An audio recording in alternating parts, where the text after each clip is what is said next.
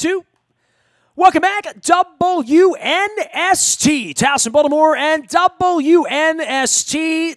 It is football season around here. I'm excited about going down to Miami. I'm excited about getting back on the 16-week treadmill, the 17 weeks, we hope is 21 or 22 weeks, which will conclude back in Miami Beach for the Super Bowl. This guy chased World Series for much of his career as a longtime insider with your Baltimore Orioles when they were your Baltimore Orioles back in the 1980s and early 1990s.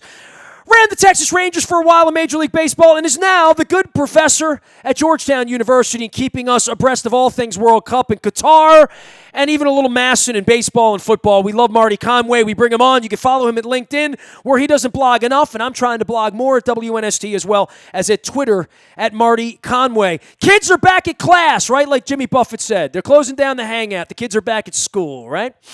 Well, this is more the change of seasons than what you see, out in the environment. So it definitely feels like it. Back to school and back to football. One of the, both of those are extremely important, particularly in this area now. Well, the economy, right, of all of this, this is where money spending starts to happen, and the league starts to really have its largesse where they're doing 80 shares on weekends, and the top, 80 TV shows will all be football games. And we talk about all of that.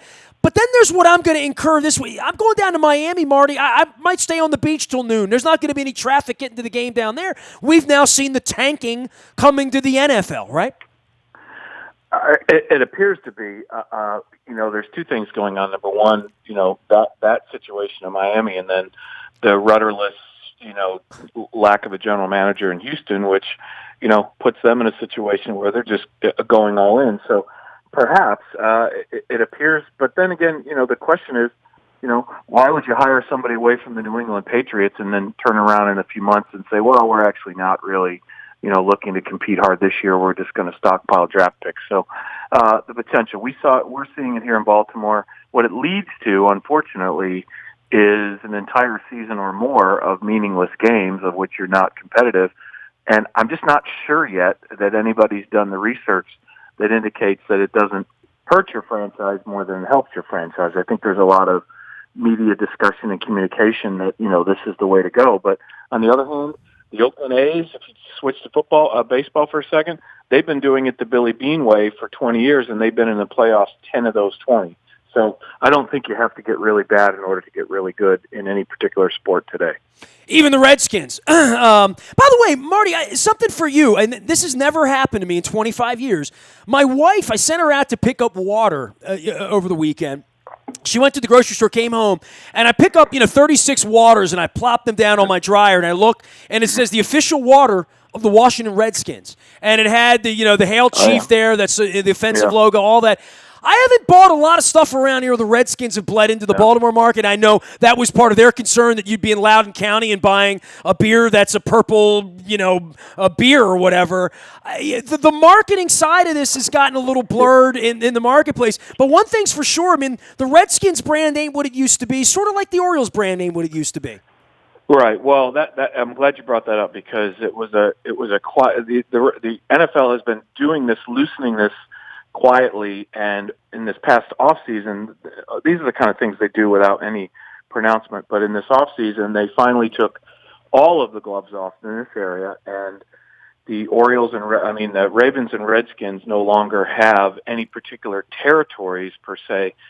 So it's more like the north and the south side of Chicago and New York with the baseball teams. You do whatever you want. Yeah. So for the longest time, the NFL quietly enforced sort of territory restrictions about where clubs could go marketing. They have peeled that completely away this year. And so, again, that's why you continue to see the preseason games imported into Baltimore of the Redskins, and you see the preseason games of the Ravens imported into Washington.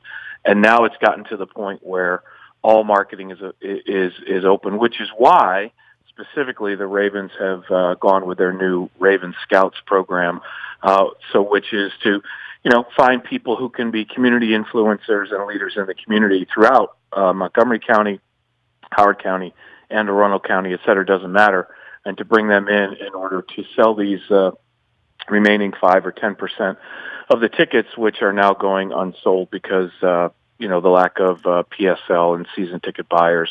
and what's going on in the marketplace, which we've talked about before. But now it's really out in the open, as you saw with the licensing deal for the official water of the Redskins. Well, I mean, the Redskins Stadium's been empty for a decade and a half, right? I mean, like it's the Ravens are encountering in the aftermath of the knee what Dick Cass, who by the way was our Baltimore Positive guest this week, had been talking about a decade ago, which was empty seats. And then what happens once they get empty? It's really, really hard to fill them back up again. And the Redskins are probably the greatest example of that. I mean, Jack Kent Cooke came back; he wouldn't recognize what this thing looks like. Neither do you up here at Oriole Park at this point. You know that once people stop coming, the hardest thing to make them do is come back. Well, the hardest thing to do also is to take people who were in the past buying your product at season levels or in bulk in some way particular, and when they stop and they go to the secondary market where they have not only the choice of any game they want to go to, but they can also sort of bid or negotiate for a price as well. That now puts the sales process for professional sports organizations into a place like, the New York Stock Exchange, like Wall Street, which is a place they don't like to go because in the past, essentially you bought from one source, which was the box office, and you bought at one price. There was not multiple prices out on the marketplace. But look, clubs went, and they also did this to themselves as well when they started to talk about variable and dynamic pricing. So if you want to come see the Yankees or you want to come see the Steelers, it's one price. If you want to come see, a lesser team, it's a lesser price.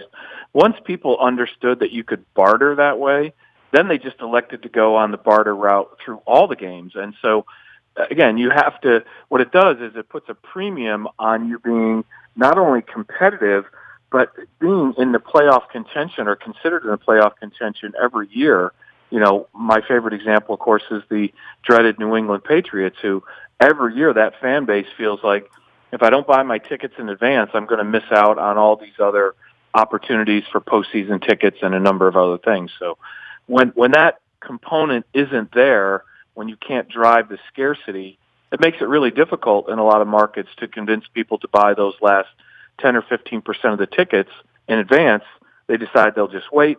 And once we wait, then we know we bring into all the other environmental factors, the weather, other things that you have going on, who the opponent is, whether the game's on television, whatever the circumstance is, all those things enter into it.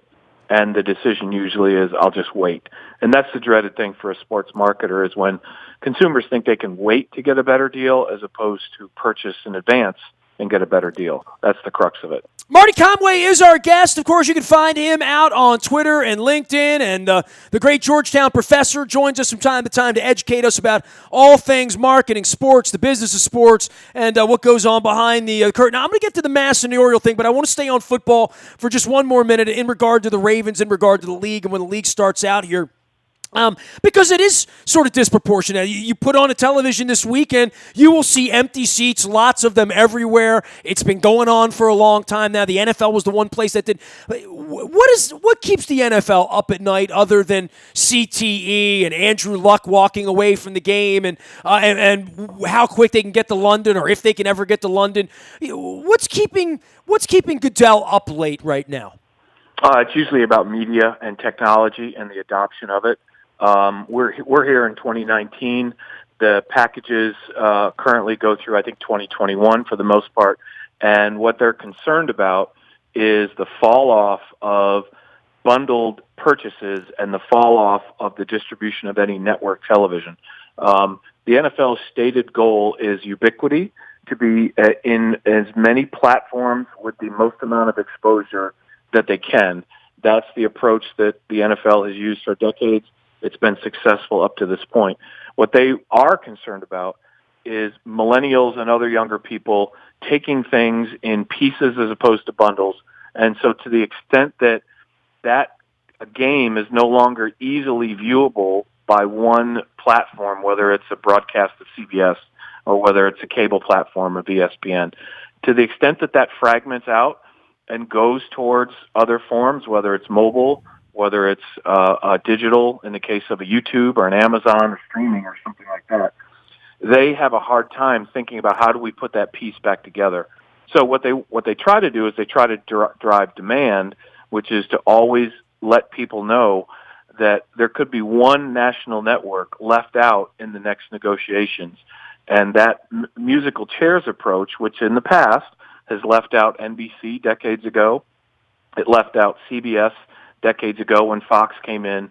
So they like to drive that sort of scarcity because, Nestor, $250 million a year in national revenues per club flowing in every year, that's the difference between the success of the NFL and the struggles of any other league that you have out there. So to the extent that they worry about anything, is they worry about the mix of media and technology and how that unbundling effect impacts them, because once that Jenga block is pulled out, then advertisers and viewers and everybody else starts to follow, and that's something that they really don't want to see. They can deal with overseas distribution and games in London and other kinds of things, but at the end of the day, the Jenga block that's in that $250 million national revenue, that's what they care most about. Marty Conway is our guest. All of our WNST coverage brought to you by all of our Baltimore Positive sponsors and friends. Jennings Cafe, we're going to be out there this week with Reverend Al Hathaway. We have a Building Equity, Education, Housing Affordability Conference next week in Howard County at the Meeting House. Damien O'Doherty's a part of that, and Reverend Al's going to be a part of that as well. We'll be talking about that. We've got incredible guests all month long. Ben Jealous joining us later on in the month. Calvin Ball joining us. We've done a ton of sports stuff with Dick Cass at Roost Chris Pier 5 last week, as well as Ron Shapiro, who I've never had on with Don Moeller. You can find all of that out at BaltimorePositive.com. Big appreciation for all of our sponsors, including Fadley's. They're down this week. Be back there with City Council President Brandon Scott in 2 weeks having a crab cake. I owe Marty Conway 2 crab cakes. Bring him down to Fadley's and do that up as well. Marty, I guess when you talk about bundling and unbundling and the problems of the NFL and television and figuring out media and where it's all going, this brings us to the Baltimore Orioles, and a lot of news, a lot of things in the last couple of weeks. You were one of my first reaches in the aftermath of the Olesker thing that they've all poo-pooed. Everyone I talk to in the know tells me that there's been a broker involved in this for months, that the boys are trying to sell the team. It's the reason they're not getting out in front of the team, but the team is literally unsellable, and the smartest people I say should say that tell me as a journalist, I should never report that the team is for sale. They can't be sold while Peter's on his deathbed, that only Peter can sell the team. Peter doesn't have the ability to sell the team right now, therefore the team can't be sold, which puts us in this crazy gray area, which is one of the reasons nobody's saying anything to anybody about anything, because they're trying to line up somebody with $1 billion, $4 billion, $6 billion. They're trying to line up some sort of bidders, because, you know, when billionaires compete, you win if you're the Angelos family in Major League Baseball. But Major League Baseball will place this thing eventually, because they always sort of kind of do. But this is the quiet period before the storm, from what I understand. Yeah, well, we've talked about this before, and one of the things is this is the buildup of the iceberg. And so you know that 20% of the iceberg only is visible above the waterline. The other 80%, where all the damage is done, is clearly below the waterline. And it takes literally, unless there's an unexpected event that occurs in the family, the death of an owner, something that really occurs, these generally can take around 24 months to accumulate enough interest and then accumulate all of the other things that go with it in order for this to happen. I look back at the last 3 sales of a Major League Baseball team, or at least 2 plus the one that's pending. And if you look at Seattle, Miami, and Kansas City, you see the replication of that. You see a period of time when somebody wants to make a move, make a change, and the process of putting that out there in the marketplace, finding people to quietly move around, and then secondly, finding owners or potential owners who are likely already vetted into the sports industry, or particularly into the baseball industry. Even if you look at the NFL, the sale of the Carolina Panthers to an investor of the Pittsburgh Steelers. And so generally, that's why these things are. That's why you give them a couple of $100 million to put your name at the bottom of a board of directors, right? Is to sort of get in line, right? Yeah. So the new owner of the Kansas City Royals was a local Kansas City person who was an investor in the Cleveland Indians. For what reason? Look, the only reason that you would invest in and be a limited partner in a professional franchise is to get good parking, to get good seats, and to be on the list for future teams when they become available. And so if what he did in a smart way, if John Sherman in Kansas City was a smart way, was to show the Kansas City Royals, hey, I'm really interested, show Major League Baseball, I'm really interested. I'm willing to put my money over here in Cleveland that needs it, and then I'm willing to sit for 3, 4, 5 years and wait for the Kansas City franchise to become available. That's the kind of penance that individual limited partner investors do. Now, again, that doesn't mean that's exactly the way that will go, but that's why these things take 2, sometimes 3 years to occur. I have no doubt, you and I have both talked about this, where people who are having conversations with and about the Orioles in terms of what's happening, and the impediment to doing anything in the near term is that loose change of the Masson agreement. It's like having a tax lien against your house, and you can't process a sale until that tax lien is satisfied. And it's very much the same thing here, and that is, while this piece of the big core media deal is hanging loose, there isn't going to be any consummation of any permanent deal. There might be limited partners that come in or something else like that, but there won't be any deal for the franchise until that cornerstone revenue piece, which is local television revenue, is secured. It could go a number of different ways. It could go, I'll say this too, there's one other component that's hanging loose out there, and that's in Denver with the Stan Kroenke, who's the owner of the Avalanche and the Nuggets in the NHL and the NBA. He owns an independent RSN called Altitude. They have currently just recently been thrown off. 3 of their distributors, Comcast and Dish Network, are no longer carrying them over a fight over how much those are going to continue to pay that RSN. The key thing is that RSN, like Masson, is independently owned.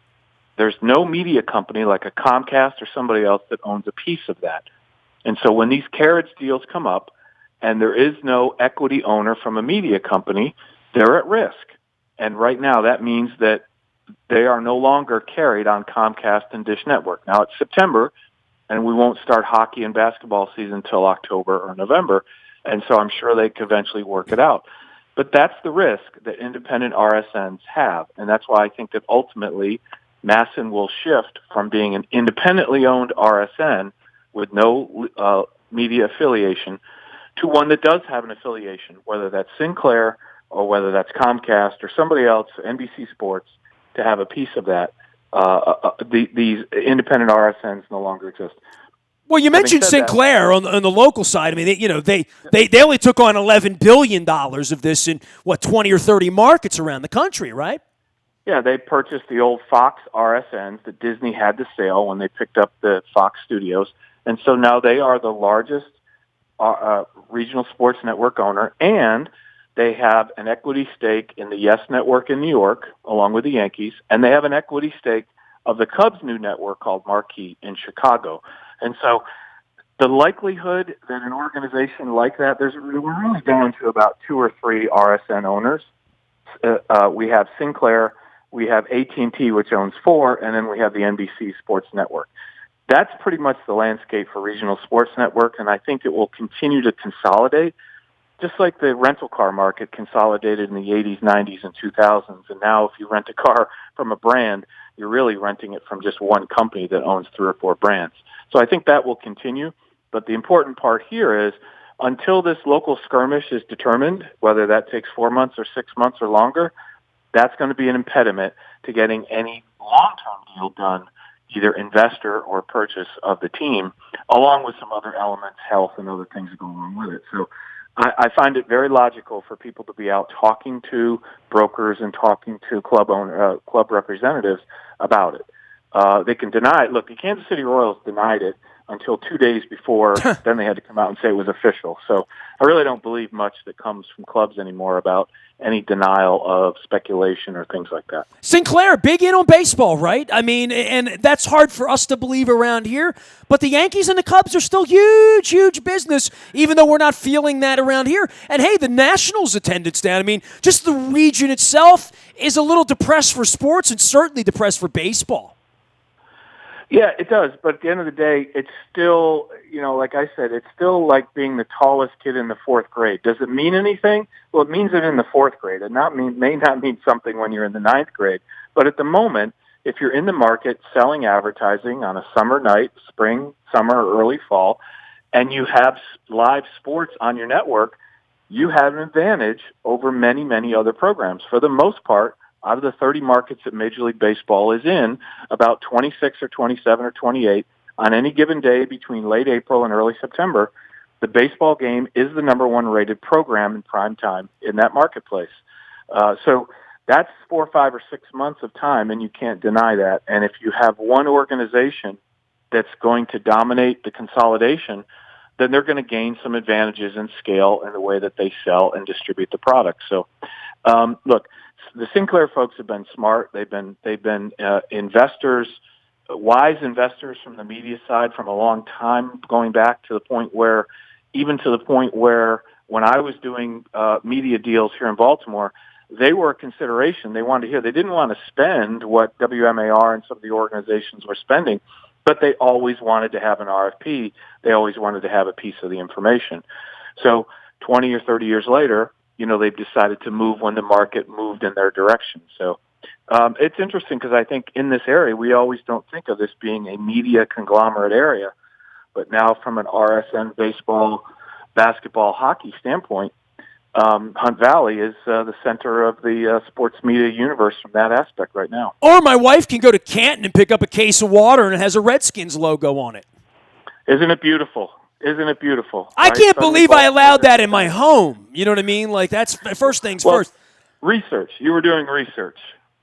As long as the water's cold after my yoga class, that's all that matters. Marty Conway is here. He's the good professor at Georgetown University and, of course, can be found at LinkedIn, Twitter, and anywhere intelligent people are discussing media and sports business. And I owe you some meatballs at Amici sometime soon here on the Baltimore Positive front. Marty, always a pleasure. We'll see you soon.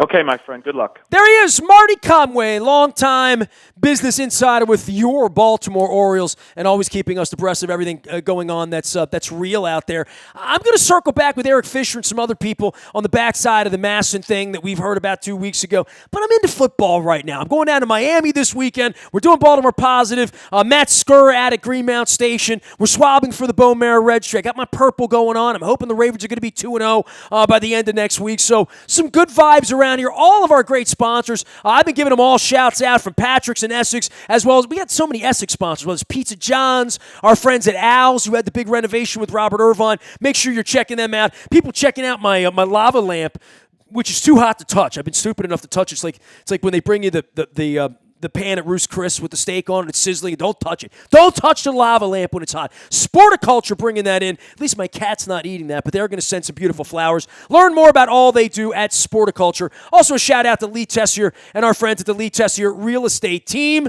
Get your home sold. Call Lee Tessier. I had a couple of friends list with Lee here this summer with some great results. 410-638-9555. Lee Tessier and our friends at Tessier Real Estate. Nasty at WNST.net finds me. I'm on Facebook, Twitter, LinkedIn, Snapchat, Instagram. Streaming live on our Facebook as well as our YouTube WNSTV channel. We are WNST.net, AM 1570, and WNST, Towson, Baltimore. And we never stop talking Baltimore sports.